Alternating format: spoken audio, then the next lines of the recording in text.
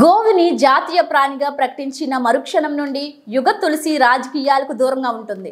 యుగ తులసి పార్టీ జాతీయ అధ్యక్షులు శ్రీ కె శివకుమార్ సంచలన ప్రకటన అవుతుంది.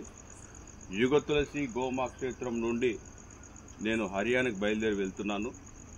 ముందుగా చెప్పినట్టుగా గోవుల రక్షణ కోసం, గోవుల సంరక్షణ కోసం గోవధ నిషేధ చట్టాలని దేశవ్యాప్తంగా అమలు చేయాలని, ఇది అమలు చెయ్యాలి అంటే ఒకటే మార్గం, సకల దేవతా స్వరూపమైన మన గోమాతని ఈ జాతీయ ప్రాణిగా ప్రకటించడం.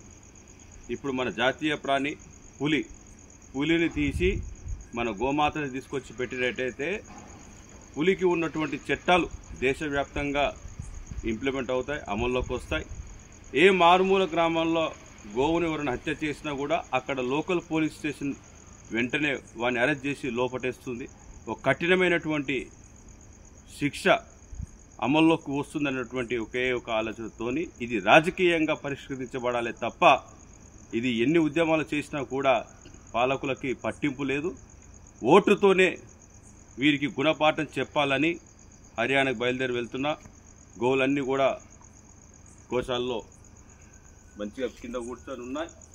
వీటి రక్షణ కోసం, వీటి సంరక్షణ కోసం మహాభారతం యుద్ధం జరిగినటువంటి కురుక్షేత్రంలో తిరిగి ధర్మయుద్ధాన్ని యుగ తులసి పార్టీ ప్రారంభిస్తుంది.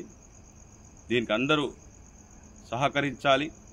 ఇది కేవలం గోవుల రక్షణ కోసం, గోవుల సంరక్షణ కోసం మాత్రమే యుగ తులసి పార్టీని స్థాపించడం జరిగింది.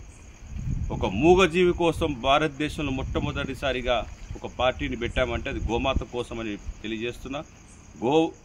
ఎప్పుడైతే జాతీయ ప్రాణి ప్రకటించబడుతుందో ఆ రోజు యుగ తులసి రాజకీయాలకి దూరంగా ఉంటున్నటువంటి విషయాన్ని కూడా మరొకసారి నేను తెలియజేస్తున్నా. జై గోమాత.